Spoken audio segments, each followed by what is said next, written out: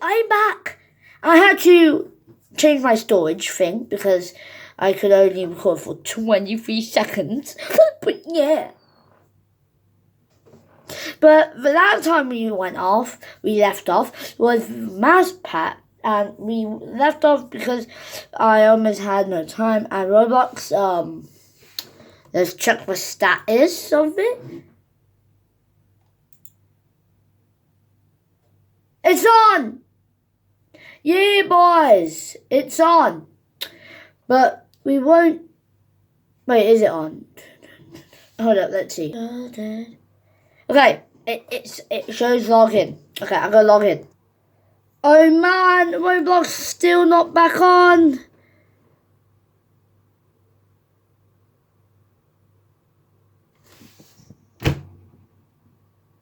What? What's that supposed to mean? Well, Roblox is on. So, it is on. So, guys, you might be saying, oh, now you're going to play Roblox. No. We're going to carry on doing our thing.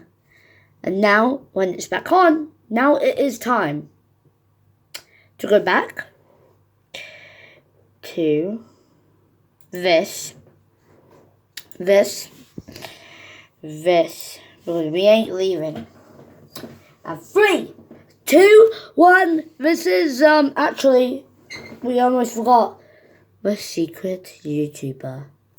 Where Freddy says to Gregory, I feel you are broken. This, to me, was a clear connection back to the crying child from FNAF 4, where psychic friend Fredbear says to him, you are broken. I mean, kinda speaks for itself. It's a parallel that's made stronger when you actually remember how that line gets delivered back in that game. There was really no way of knowing back when FNAF 4 was released, but thanks to a secret room found in Sister Location, we know that psychic friend Fredbear is actually a plushie with a walkie-talkie inside of it. A walkie-talkie that allowed William Afton to scare and manipulate his youngest son. Father of the Year, ladies and gentlemen. Also know that throughout FNAF 4, all of William's lines use the color FFFF57, a bright golden yellow. Golden bunny, golden yellow, makes sense. But the iconic final lines of You're broken, I will put you back together actually use a different color. A lighter yellow, FFFFA0. Back then, we never really came to a satisfying explanation. Was it a mistake? Was it another spirit? Was it maybe the puppet? But now, 7 years of investigation later, we know for sure. Someone else is indeed talking here. Someone who, in Sister Location, is mistaken for his dad. Someone who turns purple just like his dad. Someone who can't die like his dad. And someone who had the lines immediately prior apologizing to his kid brother, but when that didn't get through, decided to try comforting him through the voice of his best friend. It's Michael Afton, represented by a lighter color of yellow, a color that symbolically connects him back to his father. In short, we have Michael Afton in FNAF 4 saying the line, you're broken, to his brother through the voice of a Fredbear plush. And here in Security Breach, if we're right about all this, we once again have him saying the same line, you're broken, to his brother through the voice of another Freddy, this time Glamrock Freddy. I personally think it's a really cool narrative connection between all these games. But a lot of people were quick to point out that there's dialogue in the game files that was cut from the final release, where Freddy says that Gregory is bleeding. Specifically, he says, Your arm is cut badly. And I am detecting blood. You are injured. This, for many people, Guys, proved that I'm gonna close the door so and, I don't make personally any have two noise. things to say about So, that. First, yeah. when I've used cut lines of dialogue in the past, the internet has in no uncertain terms told me that I can't. But now apparently it's okay. Kinda inconsistent there, guys, and honestly I think cutting it, regardless of the reason, shows that it didn't fit the final creative intent of the game. But anyway, if that's the case, then I gotta bring this line up. A cut line of dialogue discovered by GB Aura Recharged in the game files. This one is Freddy saying, Gregory, I know why you're not in the customer database. I remember you from the... and it cuts off. Obviously, it's vague. It's kept very intentionally vague. But it also shows that Gregory is special in a way that the other disappeared kids aren't. There's a reason he's not in the customer base. He's from somewhere specific that Freddy knows about. If I were to guess, I'd say, like, the underground pizzeria, but, you know, that's just me hypothesizing. Adding to the Gregory is special idea is the fact that Chica knows his name. She calls it out in the middle of the pizzeria. Strange detail for a kid who supposedly has no records in the system. Secondly, and I hate to be the bearer of bad news here, but in the books, because everybody loves when I go back to that well, animatronic children do actually bleed. They can also cry and feel cold. Heck, they can even feel hungry and eat. And you don't even have to go to the books for that one. You can just see it with Chica's pizza obsession and security breach. So tell me that a robot child can't bleed? Yeah, I think you gotta really look at the franchise that we're talking about here. And for everyone who's confused about the timeline of Crying Child still being alive and the fact that he would be older at this point, that wouldn't actually be the case. Animatronic children in the books stay at whatever age they're built to be. Charlotte Emily actually had 4 separate versions of herself built, one for each stage of her life, so that way she could grow older, but she would just assume a new animatronic body each time. So Crying Child still being young would actually make more sense here. And everyone's saying, why would he say stuff like, Don't want to be crushed and twisted into a meat pretzel. no, again, Charlotte in the books is shocked to learn her true nature in the final chapters. Her consciousness had been grafted onto a childhood toy while she was alive, and after her tragic death had been placed inside of a robot body to function as her memory. So for all she knew, she was just a normal human being just like anyone else. Is it dumb? Yeah, I'll say that it is. Is it complicated? Oh yeah, absolutely. Markiplier, But but is it insight into the rules Markiplier. that Scott and everyone who touches this universe operate by? Yes, it Oh, undeniably no. is. Lastly, for everyone who spammed my feed with pictures of sad white boys in striped shirts saying that you had found the Crying Child, thank you for your help uncovering the lore. I get the joke. All white boys with brown hair and striped shirts are apparently the Crying Child. But remember what series we're talking about here, friends. Visual design details have Okay, always guys, been an important part of figuring I'm these gonna things come out. back Take in look a at sec, Baby. During so, Sister Location, she has yeah. green eyes, but when you play her main game, she has blue ones, at least until she kills Elizabeth Afton, who, lo and behold, had green eyes. Superficial design features like this help us to connect the dots. Are they the be-all and end-all of evidence? No, but they do help support an argument. So It makes a lot more brown-haired sense boy in shorts now. with a shirt and 2 stripes seems sus. Have you ever heard of Among Us, Gregory? Speaking of eyes, for all the complaints about the last episode, no one seemed to have any answers to what I see as the 2 strongest pieces of physical evidence here. Why does Gregory look different when Freddy gets Roxy's X-ray eyes? You look different to me. And secondly, why does Gregory's vision glitch when he sees Vanny? Oh, Why that does he is have such a true. weird visual reaction to her and to literally no other character in the game? Well, you hear that high Oh my gosh, he runs at you. Oh god, I never knew that. It seems to be a disruptor that makes her invisible to animatronics with older model eyes. In the fire ending, Freddy, who couldn't see her at any point in the game, explicitly says, I can see now. I have new eyes. I mean, this is exactly how the much-hated sound illusion discs from the books work, creating a high-frequency sound to make people and robots invisible and or look differently, but I'm already fighting a losing battle over here, so I'm just gonna gloss over that one. Anyway, to me, it reads as Gregory's robotic eyes being disrupted. I mean, why have CRT lines over the screen and not some other type of filter to show that his vision is getting disrupted? In fact, why have the same CRT lines as the security cameras all around the Pizzaplex? But there's one final piece of evidence I'd like to talk about to help solidify that previous theory before we move on, and that is the screenshot here of the final scene from the Savior ending, where you rescue Vanny Savior. and control a glitch trap. And I use quotation marks here because there aren't any official sources giving names to the various endings. In the game files, they're just labeled as S1, S2, and S3 based on the number of stars that you get for them. It is worth noting, though, that this is the only 3-star ending that currently exists, which seems to imply that it has some level of importance to it. But here we see our 3 main characters, Gregory, Freddy, and Vanessa, all sitting on a hill, which, as I pointed out last time, is very similar to the FNAF 6 Gravestone Hill. But that's not what's important here. What I want to point out is the ice cream. Gregory is holding a golden Freddy-shaped ice cream with What? his head bitten off. If Gregory is not meant to parallel back to the Crying Child Oh in my any way, god. shape, or form, then this detail is just mean and irresponsible. That's big brain. This ice cream is the Crying Child story coming full circle. He was terrified of animatronics and ended up being bitten by the Golden Freddy spring suit. But now he's the one sitting on a hill taking a big old bite out of Golden Freddy. That is not me reading too much into this. That is me lightly interpreting a very clear image that was put directly into this game by the designers. It is barely even That subtle. is so- And despite him wearing a blue that's so shirt in most of true. the endings, here here, his shirt is colored purple, just like his father's signature color. Couple that with literally everything else, his lack of records, the fact that he goes into the charging station. So, I stand by my theory that Gregory is an animatronic of the crying child. Is it a perfect answer? No. Do I love the fact that it complicates the lore even more?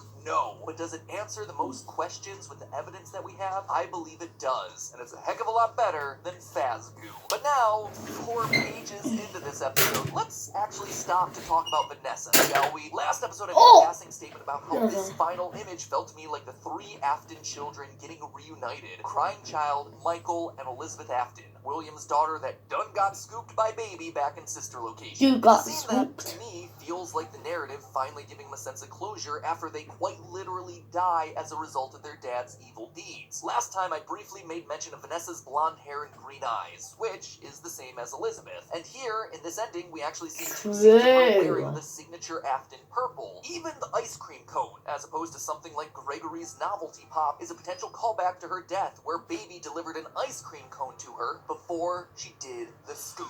And when you look at the connections between these 2 characters, it's more than just a couple of visual similarities. The biggest secret in Security Breach right now is a series of 16 retro CDs, invisible collectibles that only Freddy can see, like the hidden in tape. every obscure corner of the game's map. Then, to play these things, you actually need to have also found the secret sister location room that we talked about last time. Now, these CDs are, they're problematic. They open up a whole separate can of worms. They're recordings of therapy sessions following 2 separate individuals, patient 46 and patient 71. The exact identity of patient 46 is a theory for next time that will absolutely launch us into yet another flame war, but early in patient 71's tapes, we learned that it's actually Vanessa speaking. Hello, Vanessa. How are you feeling today? These are recordings from therapy sessions that Vanessa had while she was at the job for the FNAF AR game's special delivery. She mentions speaking to a man named Lewis on several occasions, and we discover that she's also buying fake fur, both of which are things that we see in emails from FNAF AR. By the last of Vanessa's recordings, she's leaving that job for a new job somewhere else, most likely the job of security guard here in Security Breach. I'm needed somewhere else now. But let's dive into the good stuff, shall we? In Vanessa's second tape, we learn about a custody battle that happened between her parents. Her dad won using manipulative tactics, forcing his daughter to falsely testify. Your dad made you follow instructions, didn't he? I'm talking about the custody battle between your mum and your dad. Your dad didn't play fair,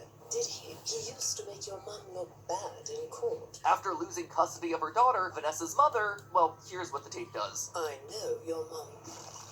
After she lost the custody case. It glitches, implying that her mother ended her own life, which would explain why Mrs. Afton is missing from all the games, and why she may have wound up being rebuilt as the motherly Ballora in sister location. A robot that, wouldn't you know it, sings about her inescapable depression now that the walls of her house are empty. All I see is an empty room. Empty room. No more joy, Empty doom.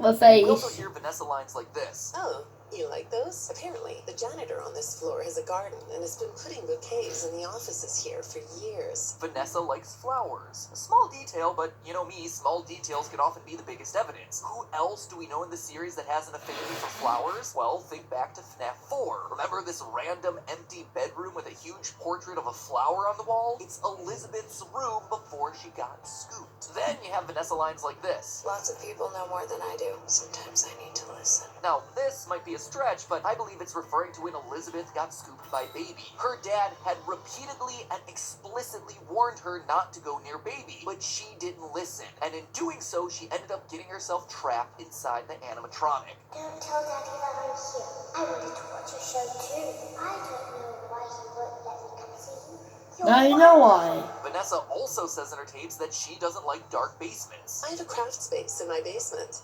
Maybe I could come up with something you could learn to do. I don't like dark basements. It's another line that seems to be pointing us in the direction of Baby, who is trapped underground for years in Circus Baby's entertainment and rentals, looking for a way back to the surface. I've been out before, but they always put me back. They always put us back inside. There's nowhere for us to hide here. There is nowhere to go. And to put one final nail in this coffin, right back in the second CD, we actually learned the name of Vanessa's father. I feel like I know your dad, too. Bill. Right? Bill is short for William. That's just the game trolling us with the coincidence, right? Wrong. You see, going back to FNAF AR, we learned that Vanessa's last name begins with an A. From there, we can connect the dots. Bill Afton. A, William Afton. But didn't Baby burn at the end of FNAF 6? Well, yeah, she did, but you see how effective that was. How are you not dead? I mean, to be fair, the thought that burning him is going to work is stupid, because people have tried to burn him to death no less than 3 times in this franchise. Spoiler alert, it doesn't work! But here's the kicker. At the end of the game, we meet the Blob, a weird tentacle monster made up of all the original members of the series. FNAF 1's Chica and Bonnie, FNAF 2's Mangle, Sister Location's Funtime Freddy, a random endoskeleton crawling out of the bottom, the puppet mask without tears, I might point out, and Baby's face. Now, don't get me started on this being Baby's original face and not Scrap Baby's updated look where she came back to FNAF 6 in. I have words about that. Anyway, look at them all here on screen. You notice anything strange? Most of the animatronics' eyes are lit up. Funtime Freddy, Chica, Mangle, even this random endoskeleton at the bottom. But now take a look back at Baby's mask. The eyes are blacked out. So although the Blob has absorbed Baby's body during the burning down of Freddy Fazbear's Pizza Place, her spirit, the spirit of Elizabeth Afton, is no longer present. It is unaccounted for. It is on the loose, and as such, potentially at large within the game. Is she, in some way, Vanessa? And if so, how? The truth is, I don't know. This game has got my brain in so many knots, I might as well be a sailboat. I don't think there's any evidence to support any conclusion at this point in time. But I do know that this is what the evidence is heavily pointing us towards. The design similarities, the missing spirit, the purple color, the ice cream, the voice lines, the personality traits, and again, the narrative theme of 3 Afton kids reuniting and moving on after a traumatic past. It gives everyone this nice full circle ending, even if it's only meant to be symbolic. Okay. The screen really does feel like it's the end, finally, for these 3 characters. Maybe next time we'll finally see some new faces. So enough about them, we're moving past those 3. There's still other mysteries that we have to solve here. What happened to Glamrock Bonnie? Who is Patient 46 and why are they here? What's the deal with that room full of post-it notes? Yeah, you forgot about that one, didn't you? It's important. And did you happen to notice the other missing animatronic from this game? Because I certainly did, and I think they might be hiding in plain sight. So next time we get to cover some mysteries that don't require us talking about dead characters getting rebuilt into robots. Scratch that. We're talking about William Afton. It's kind of unavoidable at this point. Oh, this franchise is so ridiculous. Anyway, next time we're going to sweep up a few other mysteries as we try to make more sense out of the game that quite literally threw everything against the wall to see what would stick. Speaking of things sticking on walls, why don't you spice up your decor with some 80s-tastic magnetic posters that stick on your walls with today's sponsor, Displays. Who needs a time-traveling ball pit to revisit the 80s when you can have those Okay, guys. bright neon colors? Okay, that's the end. Well, there will be a Roblox video tomorrow. And I hope you enjoyed this video. Bye! And make sure to subscribe and hit the bell. Bye!